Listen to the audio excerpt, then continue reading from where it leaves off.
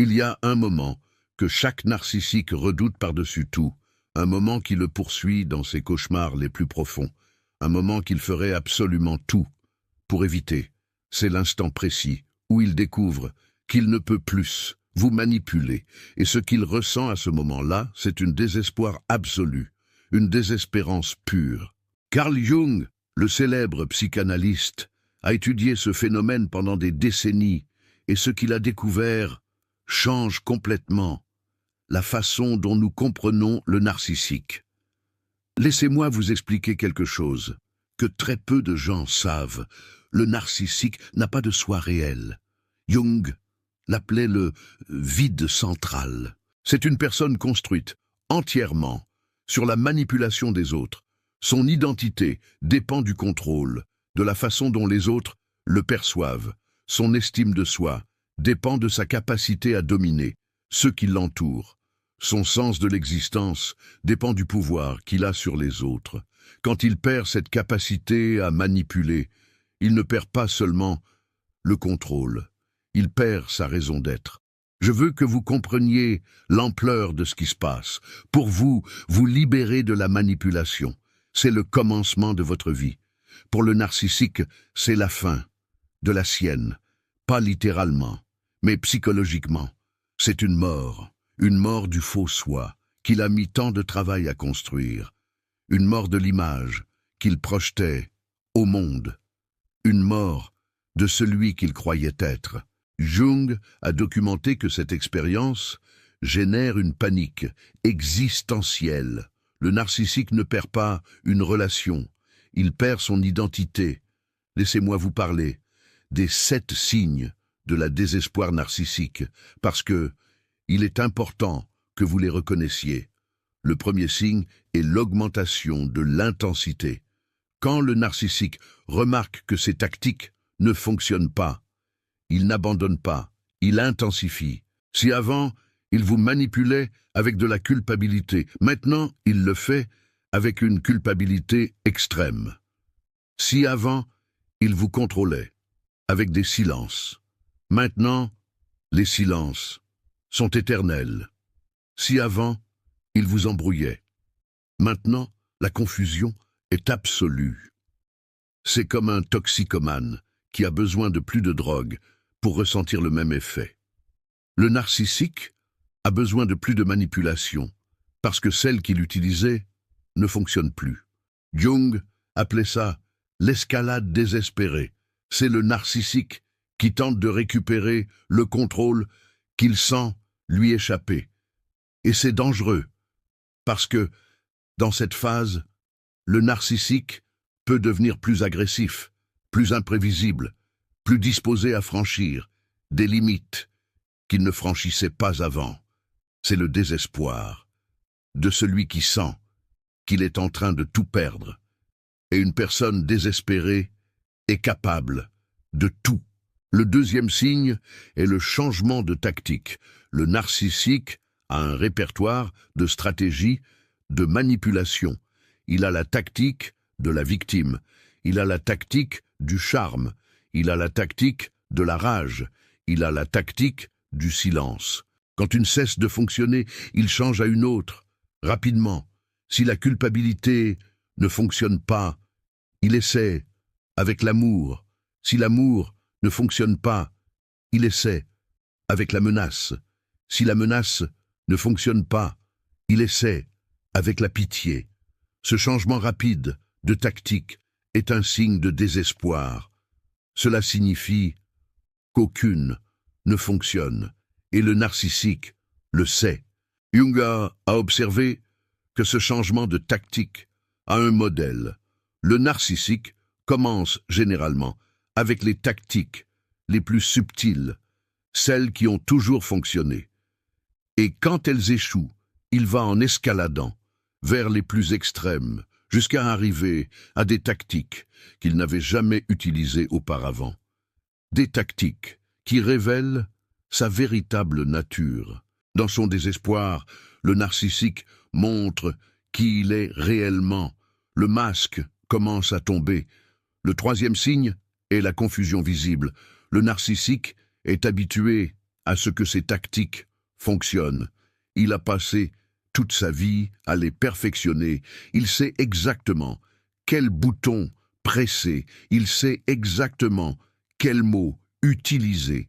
Il sait exactement comment vous faire réagir. Et soudain, rien ne fonctionne.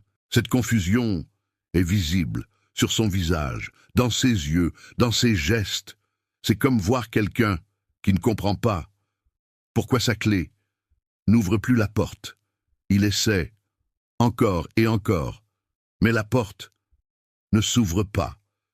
Jung a décrit cette confusion comme l'effondrement du schéma.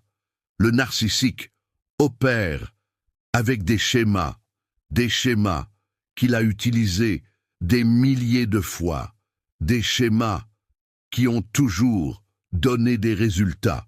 Quand ces schémas cessent de fonctionner, le narcissique se déstabilise. Il n'a pas de plan B authentique. Il n'a que des variations du même plan. Et quand aucune variation ne fonctionne, il entre en crise. Le quatrième signe est la tentative de reconnexion fallacieuse. Quand le narcissique sent qu'il est en train de vous perdre, il tente de se reconnecter, mais il ne sait pas comment le faire de façon authentique. Alors, il fait une imitation de reconnexion. Soudain, il se souvient de choses qu'il aimait chez vous. Soudain, il veut parler de sentiments. Soudain, il paraît vulnérable. Mais c'est de la comédie, c'est le désespoir, déguisé, en intimité. C'est la tentative de trouver une nouvelle porte d'entrée dans votre esprit. Jung appelait ça le hoovering désespéré. C'est le narcissique qui tente de vous aspirer de nouveau dans la relation, en utilisant tous les moyens qu'il croit pouvoir fonctionner. Nostalgie, promesses, larmes, sexe, menaces, de se faire du mal. Tout ce qui a fonctionné auparavant. Et quand rien ne fonctionne, le désespoir devient visible. Il ne peut plus le cacher. Le cinquième signe est la colère disproportionnée. Le narcissique, qui ne peut pas vous manipuler, ressent une frustration immense, une frustration qui se transforme en colère, une colère qui semble venir de nulle part. Vous explosez pour des choses minuscules, des réactions énormes face à des situations petites. C'est la colère de l'impuissance, la colère de celui qui sent qu'il est en train de perdre le contrôle, la colère de l'enfant qui n'obtient pas ce qu'il veut. Jung a documenté que cette colère a une fonction. Le narcissique espère que la colère vous effraie, qu'elle vous fasse revenir à votre position antérieure, qu'elle vous rappelle à quel point il est dangereux de le contrarier. C'est une tentative de récupérer le contrôle à travers la peur. Mais quand vous avez guéri suffisamment, cette colère ne vous contrôle plus. Et cela augmente encore plus le désespoir du narcissique. Son ultime arme ne fonctionne pas. Le sixième signe est la perte du masque. Le narcissique investit une énergie énorme à maintenir son masque, l'image qu'il projette au monde, la personne qu'il feint d'être. Mais maintenir ce masque requiert du contrôle, et quand il est désespéré, il n'a pas suffisamment d'énergie pour le maintenir. Vous commencez à voir des fissures, des moments où le narcissique réel apparaît, des moments de cruauté pure, des moments de vide total, des moments où vous voyez que derrière le masque, il n'y a rien. Jung appelait ça la chute de la persona. La persona est le masque social que nous utilisons tous. Mais pour le narcissique, la persona est tout ce qu'il a. Il n'y a pas de soi réel derrière. Quand la persona tombe, le vide est exposé. Et voir ce vide est terrifiant, mais aussi libérateur. Parce que finalement, vous voyez la vérité. Finalement, vous comprenez qu'il n'y a jamais eu de substance derrière le charme. Yada, le 7e signe, c'est l'effondrement narcissique. C'est le moment où toutes les tactiques ont échoué, où toute la colère n'a pas fonctionné, où le masque est tombé complètement. Le narcissique entre alors dans ce que Jung appelait un effondrement narcissique. C'est un état de dépression profonde, d'une victimisation extrême, d'une autocompassion démesurée. Soudain, le narcissique est la victime de tout, du monde, de vous, de la vie. Cet effondrement peut sembler authentique. Il peut donner l'impression qu'il ressent enfin quelque chose de réel. Mais Jung nous a avertis que ce n'était pas le cas. C'est une autre forme de manipulation. La manipulation à travers la pitié. Le narcissique espère que son effondrement vous fera revenir, que vous vous sentirez coupable de le voir ainsi, que vous voudrez le sauver. C'est la dernière carte qu'il peut jouer. Et quand cette carte échoue aussi, le désespoir devient absolu. Je veux vous parler de ce qui se passe dans l'esprit du narcissique à ce moment précis, parce qu'il est important que vous le compreniez. Le narcissique n'est pas triste parce qu'il vous a perdu, vous. Il est terrifié parce qu'il a perdu son approvisionnement. Jung utilisait ce terme, l'approvisionnement narcissique. C'est l'attention, l'énergie, la validation que le narcissique tire des autres. Vous étiez sa source d'approvisionnement. Et maintenant, cette source est tarie. Pour le narcissique, se retrouver sans approvisionnement, c'est comme se retrouver sans oxygène. C'est une urgence existentielle. Il ne peut pas vivre sans attention. Il ne peut pas exister sans quelqu'un qui le reflète. Il ne peut pas se sentir réel sans quelqu'un à contrôler. Votre libération est son asphyxie. Et cette sensation d'asphyxie est ce qui cause le désespoir. Jung a observé quelque chose de fascinant chez les narcissiques qui perdaient leur approvisionnement principal. Ils se lançaient dans une recherche frénétique de remplacement, immédiatement, parfois même avant de vous perdre complètement. Le narcissique ne peut pas rester seul avec son vide. Il a besoin de quelqu'un pour le remplir. Il a besoin de quelqu'un pour le refléter. Il a besoin de quelqu'un à manipuler. Cette recherche frénétique est un autre signe de désespoir. Le narcissique qui semblait auparavant si sélectif accepte soudainement n'importe qui. Le narcissique qui avait autrefois des standards n'en a soudainement plus aucun, parce qu'il ne cherche pas une personne. Il cherche un approvisionnement, et n'importe quel approvisionnement vaut mieux qu'aucun. Je veux que vous compreniez quelque chose de crucial. Le désespoir du narcissiste n'est pas votre responsabilité. Vous n'avez pas à vous sentir coupable à cause de ça. Vous n'avez pas à essayer de l'atténuer. Vous n'avez pas à vous sacrifier pour qu'il ne souffre pas. Le narcissique a créé sa propre situation. Il a choisi de construire sa vie sur la manipulation des autres. Il a choisi de ne pas développer un soi véritable. Il a choisi d'être dépendant de l'approvisionnement externe. Les conséquences de ses choix lui appartiennent, pas à vous. Il y a autre chose que Jung a découvert au sujet du désespoir narcissique, quelque chose que peu de personnes mentionnent. Le désespoir n'est pas seulement émotionnel, il est existentiel. Le narcissique ne sait littéralement pas qui il est sans quelqu'un à contrôler. Son identité est construite sur le reflet des autres.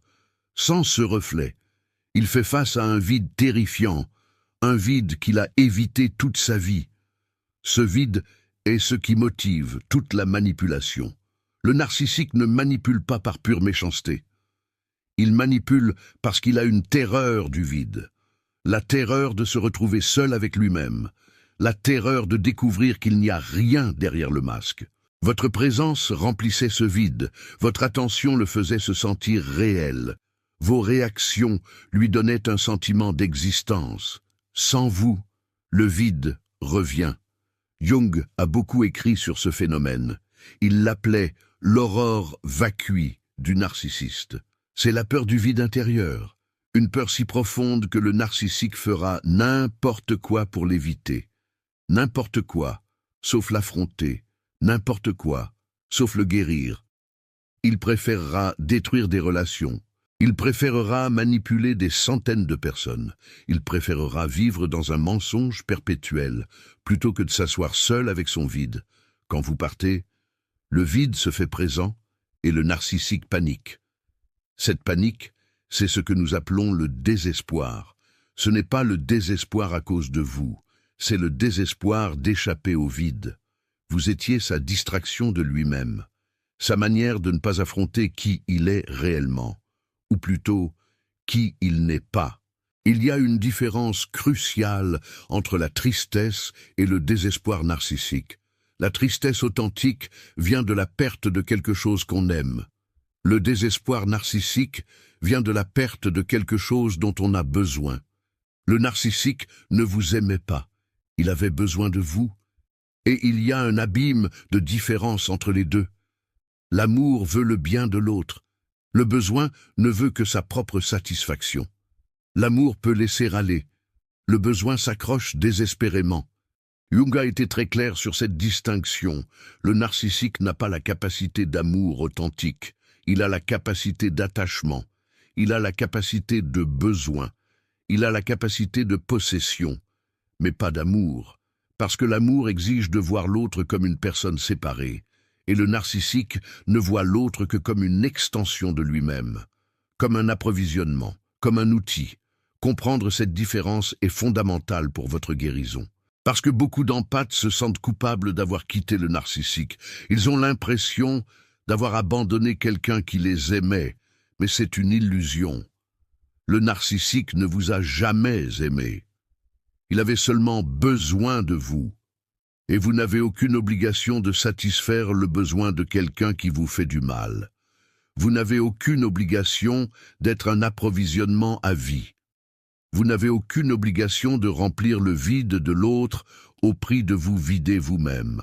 Le désespoir que vous voyez est réel, mais ce n'est pas de l'amour, c'est un besoin frustré, c'est un attachement menacé, c'est un contrôle perdu.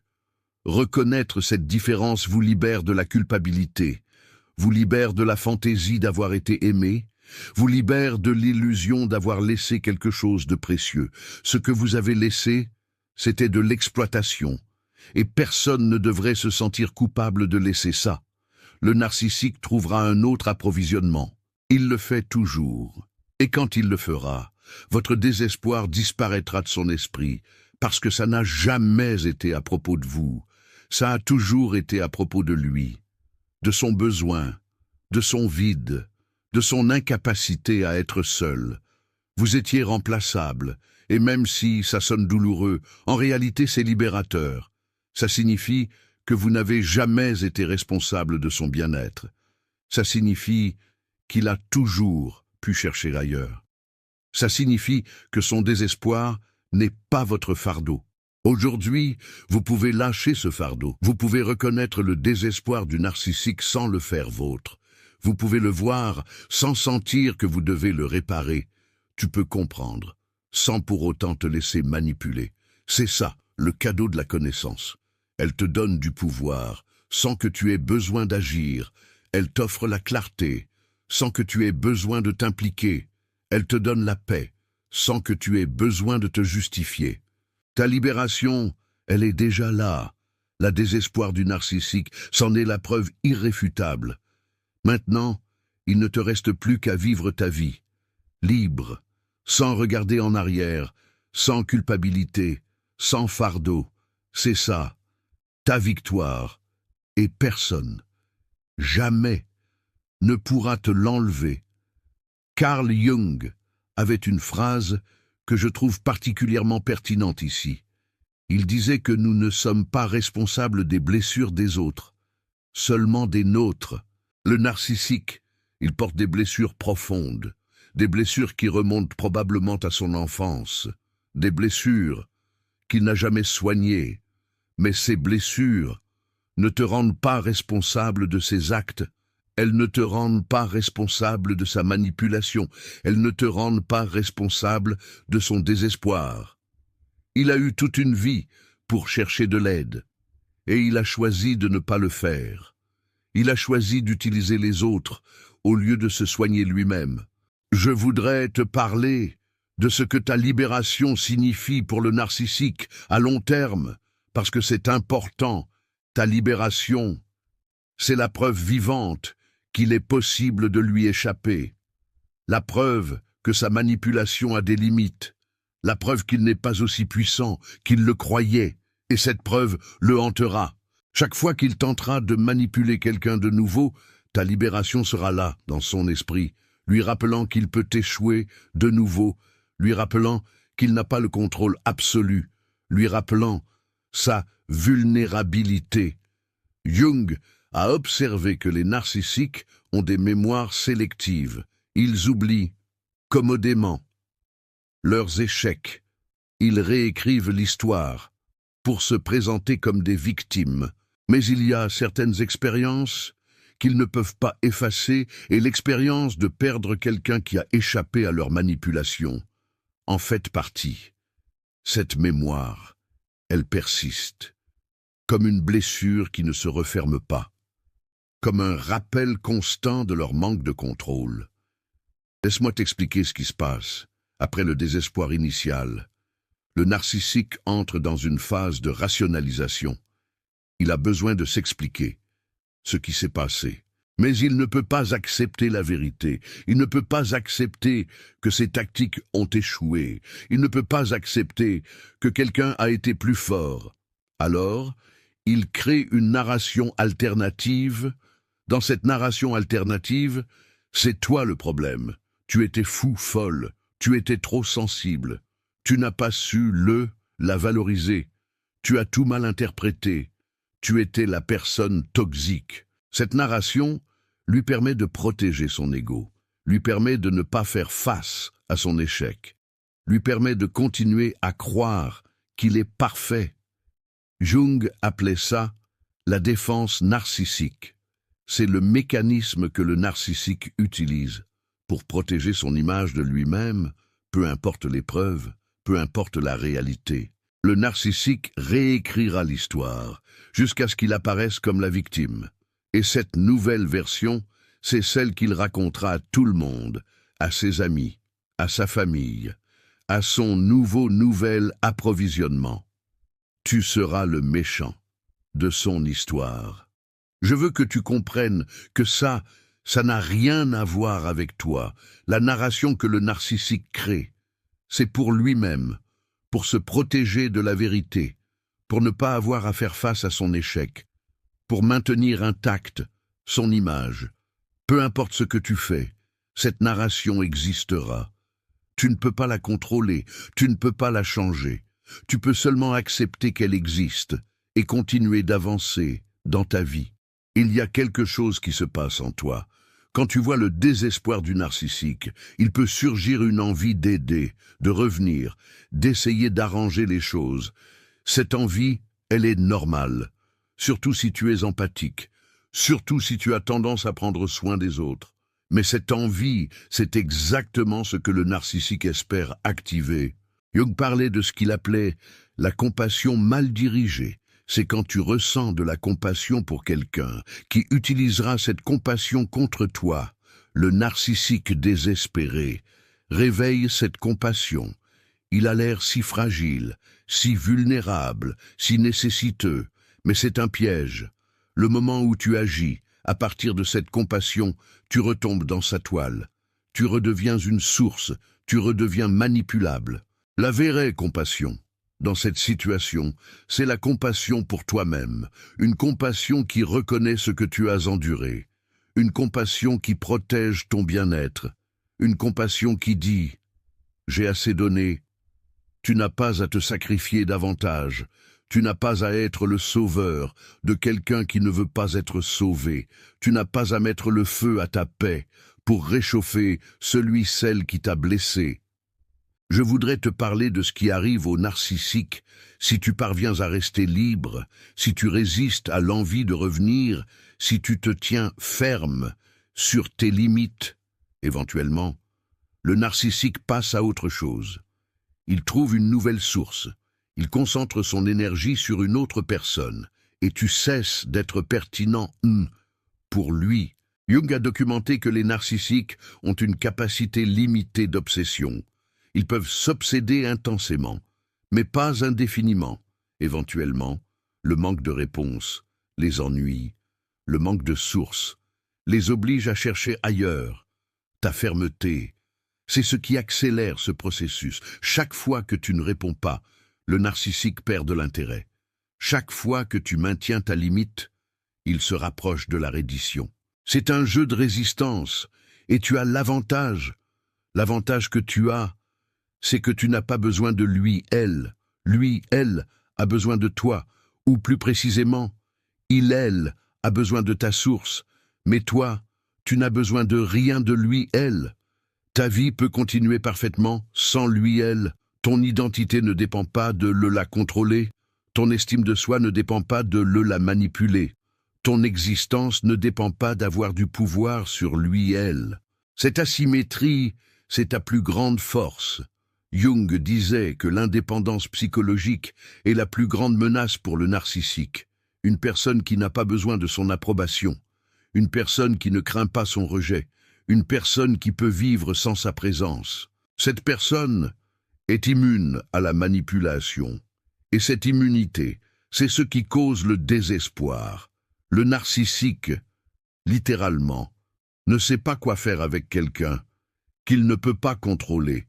Je veux te parler de ton pouvoir dans cette situation, parce qu'il est réel. Le pouvoir que tu as, ce n'est pas le pouvoir de lui faire du mal, ce n'est pas le pouvoir de te venger, ce n'est pas le pouvoir de l'humilier, c'est le pouvoir de, simplement, ne pas avoir besoin de lui, elle, le pouvoir de continuer d'avancer, le pouvoir de construire une vie sans lui, elle. Ce pouvoir silencieux est dévastateur pour le narcissique. Jung a observé que la meilleure réponse au narcissique, ce n'est pas la confrontation, ce n'est pas l'explication, ce n'est pas la vengeance, c'est l'indifférence. L'indifférence génuine, c'est ce que le narcissique ne peut pas traiter, parce que ça signifie qu'il, elle, n'a plus d'importance, que ses tactiques, non seulement ne fonctionnent pas, mais qu'elles ne sont même plus pertinentes, qu'il, elle, est passé de centre de ton monde, à n'être plus personne. Cette transition, c'est ce qui le détruit de l'intérieur. Il y a quelque chose d'important que je veux clarifier. Quand je parle du désespoir du narcissique, je ne suis pas en train de dire que vous devriez l'apprécier. Je ne suis pas en train de suggérer que vous cherchiez à le voir. Je ne suis pas en train de proposer que vous l'utilisiez pour lui faire du mal. Je suis en train de l'expliquer pour que vous la compreniez, pour que vous reconnaissiez les signaux, pour que vous ne vous laissiez pas piéger par elle, pour qu'il ne vous manipule pas avec ça. Jung avait une perspective très claire sur ça. Comprendre n'est pas la même chose que se délecter. Vous pouvez comprendre le désespoir du narcissique sans ressentir de plaisir. Vous pouvez le reconnaître sans l'alimenter. Vous pouvez l'observer sans y participer. La connaissance est pour votre protection, pas pour votre vengeance. Je veux vous parler de ce que signifie votre libération dans un contexte plus large, parce que c'est plus grand que ce qu'il n'y paraît. Chaque personne qui se libère d'un narcissique est une victoire pour vous, une victoire pour tous ceux qui viendront après, une preuve qu'il est possible de s'échapper, une preuve que la manipulation a des limites, une preuve que le narcissique n'est pas invincible. Jung croyait profondément à l'effet qu'à l'individuation d'une personne. Quand vous guérissez, vous inspirez les autres à guérir. Quand vous vous libérez, vous montrez que la libération est possible. Quand vous établissez des limites, vous donnez la permission aux autres de faire de même. Votre histoire de libération est plus importante que vous ne le croyez. C'est un phare pour ceux qui sont encore piégés. Si cette vidéo vous a aidé à comprendre le désespoir que ressent celui qui tente de vous manipuler, je veux vous demander quelque chose. Il y a un bouton de Super Thanks juste ici en bas. Chaque fois que quelqu'un l'utilise, il dit quelque chose d'important. Il dit que comprendre le narcissique est valable. Il dit que la connaissance protège. Il dit que ce message a besoin d'atteindre plus de personnes. Ce n'est pas seulement une donation, C'est un acte de soutien à tous ceux qui sont encore en train d'être manipulés. Si vous pouvez le faire, merci du fond du cœur. Et si vous ne pouvez pas, votre présence ici signifie déjà beaucoup. Avant de partir, je veux que vous fassiez quelque chose. Pensez à quelqu'un qui est en train d'être manipulé maintenant. Quelqu'un qui croit encore que les tactiques du narcissique fonctionnent sur elle. Quelqu'un qui ne voit pas le désespoir derrière la manipulation. Quelqu'un qui a besoin de savoir qu'il y a une issue. Parce que parfois, la seule chose dont on a besoin est de comprendre que le manipulateur est le désespéré. Passe-vous. Si vous avez déjà vu le désespoir d'un narcissique quand il a perdu le contrôle sur vous, commentez en bas. Racontez quels signaux vous avez remarqués. Racontez comment son comportement a changé. Racontez comment vous vous êtes senti en voyant que ces tactiques ne fonctionnaient plus. Votre histoire peut être exactement ce que quelqu'un a besoin de lire aujourd'hui. Et si vous êtes encore en processus de libération, commentez aussi. Racontez dans quelle phase vous êtes. Racontez quelle tactique le narcissique est en train d'utiliser. Parce qu'il y a des centaines de personnes qui lisent ces commentaires, qui sont exactement là où vous êtes. Et parfois, savoir que vous n'êtes pas le seul, ça change tout. Le désespoir d'un narcissique quand il ne peut plus vous manipuler est réel. C'est intense. C'est visible pour qui sait voir, et c'est la preuve que vous avez gagné. Pas gagner une compétition, gagner votre liberté, gagner votre identité en retour, gagner le droit de vivre sans être contrôlé. Cette victoire est la vôtre, et personne ne peut vous l'enlever. Carl Jung a dédié sa vie à comprendre comment les personnes se libèrent de ceux qui les contrôlent. Et il a découvert que la libération génère toujours du désespoir chez le contrôleur, parce que le contrôleur dépend du contrôle. Sans ça, il ne sait pas qui il est. Sans ça, il n'a pas de but. Sans ça, il affronte le vide qu'il a toujours évité. Votre libération est sa crise, et sa crise est la preuve de votre liberté. À la prochaine vidéo. Rappelez-vous, le désespoir du narcissique n'est pas votre responsabilité. Vous n'avez pas à l'alléger, vous n'avez pas à vous sentir coupable, vous n'avez pas à revenir pour le réparer, vous avez juste à continuer, construire votre vie, protéger votre paix, et laisser le narcissique affronter les conséquences de ses propres choix.